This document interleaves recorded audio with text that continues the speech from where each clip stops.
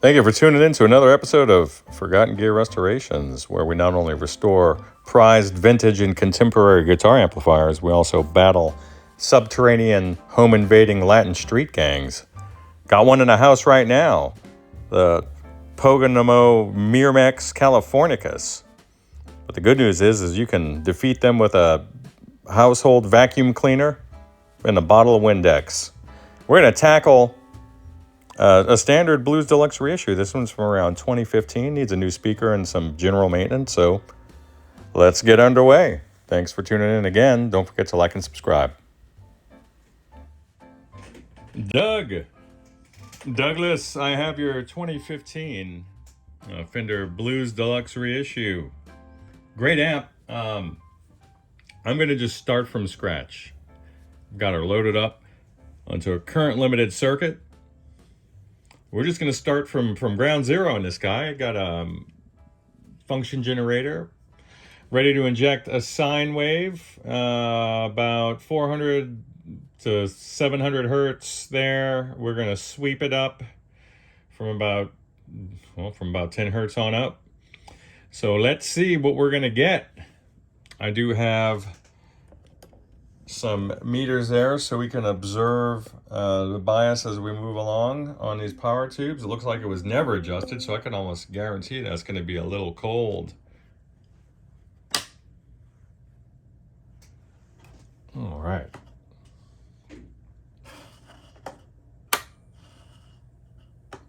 Here we go. Let's see what the current limiting bulb tells us.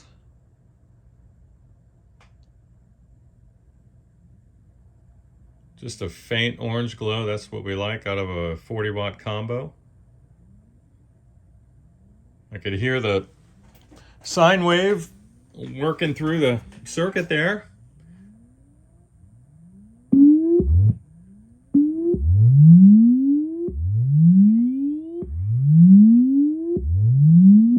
Let's actually use a square wave or a triangle wave so we can get a better sense of the tone controls. There we go. A lot of low end beef there. Mids are good to go.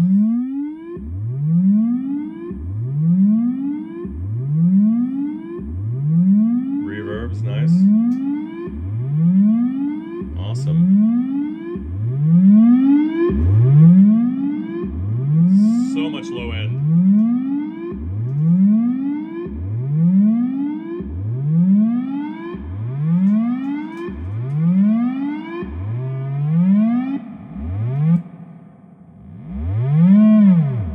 All right, stand by.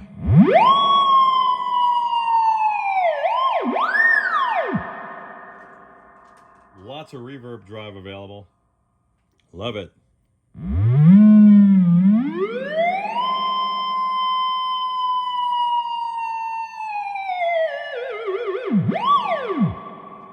Sweet. Let's change her over to a sine wave and then we'll check out the drive channel. Hopefully she's a switching, and I bet she's gonna because your reverb is working. We have good low voltage present. Let's see here. Channel select. Boom. Instant channel switch. I like it. Put the drive halfway up. Then the master comes into play. All right, here we go. That buzzes just from having a plug present in the jack with no signal, and here we go.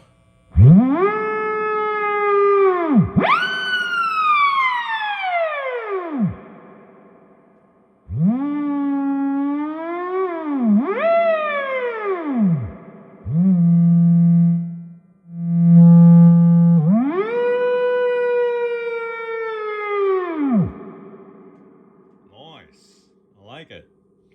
Let's check out the more. Does this one have? This one doesn't have more drive, but it does have a bright select. Let's make sure that's functional.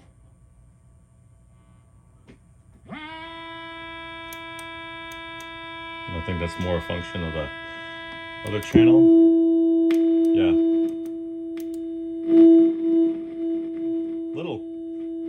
Little bit of noise there and a volume control for your normal channel. No big big deal. We'll make sure that there's no DC present on the pot, which would identify a coupling cap. So otherwise, the power tubes are running fairly, probably about 50% max plate dissipation. About 3 milliamps spread between the two of these guys, so not perfectly matched, but that's not a big deal. It's close enough, and then you're not going to cancel out all the yummy harmonics. So awesome. I know you want to do a speaker change, and I do have your Celestion still sitting in the box, but I'll tell you this. Let's sweep on over here, and maybe let me get a better camera angle here, and I'll drain this sucker here so we don't electrocute ourselves. All right, not the most sensual angle there. I'm no Spielberg this morning, but just have a look at the socket here, and in particular the pins. Sorry, I have to work around the camera mount. Some of these are developing issues. It's not that they're starved for solder, because the little robots that put them together at the factory, they'll roll a certain amount over, and this is what you get. It's very consistent and even, but I am starting to notice that we're developing some hairline fissures along some of these pins. I'll reinforce all those, and this goes all the way over to the preamp. It's just the same story. All right. Yeah, as you have said, I know you inspected the circuit board. Let me, sometimes this may reveal something. Yeah, I could pretty much confirm what you yourself had discovered, and that in this particular area, though there is a little bit of evidence, and you can see that there's some darkening of this trace here. There's some evidence that heat is starting to become an issue. It's not an issue yet. These are sitting right on top of the board. And the same thing with these Zener diodes here. These are 16 volt Zeners, and typically you want to give them a bit of an air gap, but let me get some light under the board, and then sometimes that's a little more helpful. And yeah, I mean, we're looking at a nice healthy circuit board there, so that looks pretty good. That looks pretty good. Your plus and minus 16 volt supply for the op amps, which are going to govern the channel switching, reverb, send and drive, the whole thing. So that's looking pretty good. And then over here on the western side of the board, you got this guy, which is a dropping resistor in the channel switching circuit. This guy right here will do a lot of damage. And let's take a peek at this one. This one's a little harder to visualize under the board, so forgive me. It's not going to be perfect. And this is not a perfect test, by the way, but this just gives me a little bit of an idea. And I'm not seeing anything concerning at this moment, but I would just say that at some point, this guy will cause an issue, as well as the other components in the low voltage chain there. And that's about it. And then obviously what you hear about these Illinois brand caps will come into play. And then there's one over on the eastern side of the board over by the input for your preamp stages. These guys will typically leak. They don't always leak, but they typically do. It's just something we expect to see. That's not happening now. I'm going to measure ripple on there. I'm not going to pull out the scope for it. I don't need to see what it looks like. I'm just going to take my benchtop multimeter. It's super sensitive, 6.5 digits it'll measure down to. So lots of resolution there. And we'll see what kind of AC is escaping. So we're expecting that to be less and less as we work our way down through the various stages of filtration, because there's some pretty decent decoupling there. That's about it. So let me get that going. I'll update you again once I have reinforced the solder joints there on the board and I get these pots and jacks cleaned up. It's in spectacular shape.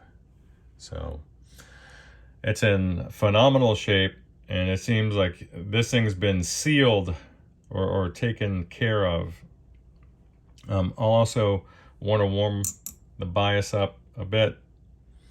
But as it stands, it's not bad. You're getting some nice volume, but it would definitely, for this particular family of amp, go a little ways towards warming up the sound and bringing you a little closer to the sound and feel of the more classic circuits. But, you know, that's opinion, right? That's opinion. All right, stand by.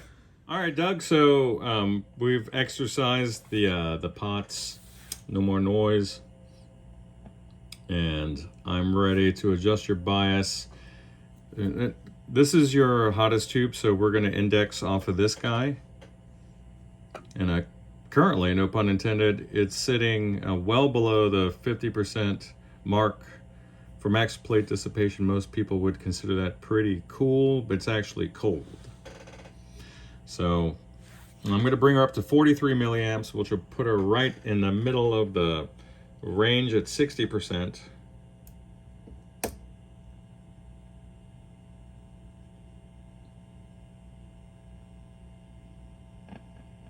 And that's my phone making those noises, a little RF. Awesome. And that 3 milliamp spread is still present. And you can hear my voice carrying through the reverb tank. And so we have a little 1 volt, maybe 1 milliamp wiggle. Awesome. So we're going to observe that for a few minutes. And then after that, I'll get to work on your speaker and we'll just take it from there. All right. So I've just mounted it, but I just want to say that for you guys out there, make sure you're not using power tools, especially a high torque driver on these bolts. When you're mounting these speakers, you just want it hand tight. Just firm it up, just snug it up. You don't want to distort the metal on the basket. That could actually ruin your speaker, so just be careful. And I'm just saying that because some of these are kind of chewed up. All right, so it's the same thing with these guys right here. You want to make sure that you're not using a high torque setting on your driver, and if you can help it, just use a plain old manual screwdriver. But you want to make sure that you're using a driver that has a clutch-based drive mechanism, and because it's super easy, as you can see, to route these out. And this is almost rounded out entirely in there. And I prefer just to use a nice quality number 2 driver, because this guy is already a little rounded out.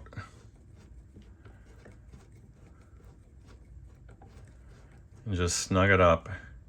And again, if you're gonna remove the rear panel, you're gonna have to loosen the 2 screws on either side of this amp because the wood will compress. So it looks like the reverb cable is missing a wood screw to hold in that cable clamp that's still attached. And I'll just zip one in there for you. All right, Doug, what do you think, man? She looks right at home. Right at home. I like it. There's that little reverb cable clamp in there. So let's get her turned around for a quick sound check. And I might actually pull out the Strat. It's not like I could play anymore. I don't want to tell this story ad nauseum, but I have a tendon injury on my fret hand's index finger and I can't bend it. So makes a difference. Be right back. All right, Doug, here we are. Now, I did run like a 30 hertz signal, swept it up to about 50, 500 millivolts into the input for about 30 minutes, just to try to pre-break in or loosen up the speaker a little bit for you, but you're just gonna have to play it. Didn't make much of a difference. I don't wanna do too much in that way. So again, pardon the playing. This is just a quick run through.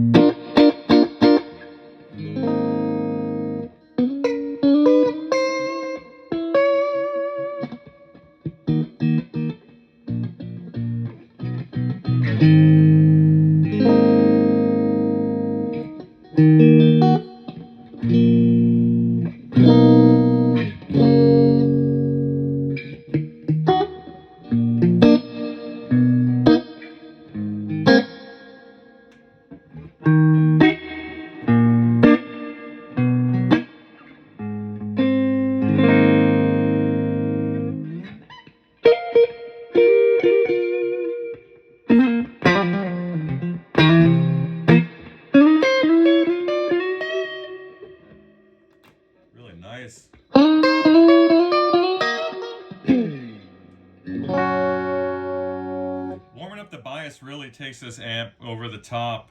Just sounds so lively. Very nice sounding amp, man.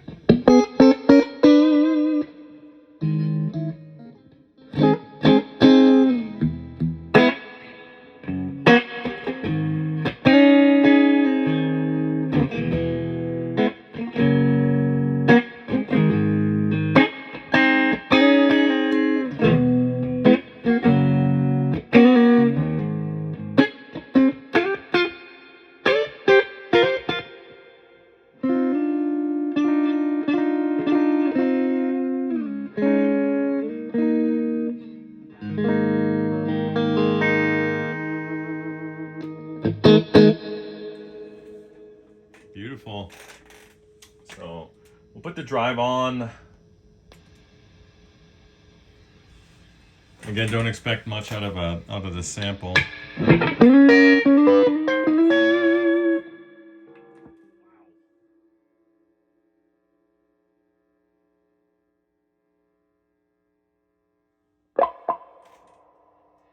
Lively little lady.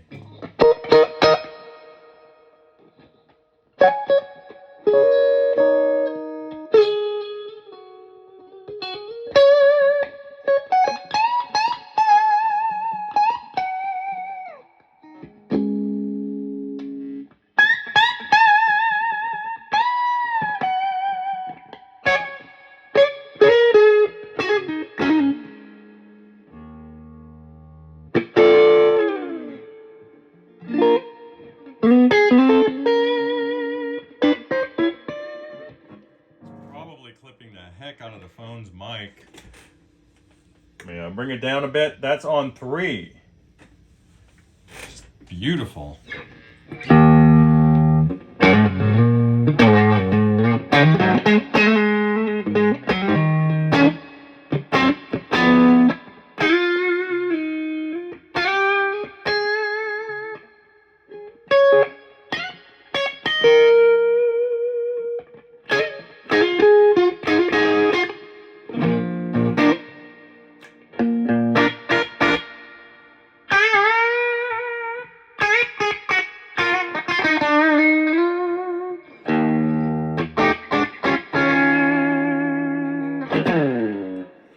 Single coil stuff, but I'm curious how it's going to sound with the humbucker. Why not try it out? Probably not tuned up, but does it really matter with my playing? Not really. Just all on your appetite for bad sounds. Not too bad. Alright. Put the master up. A little juicier PAF sound.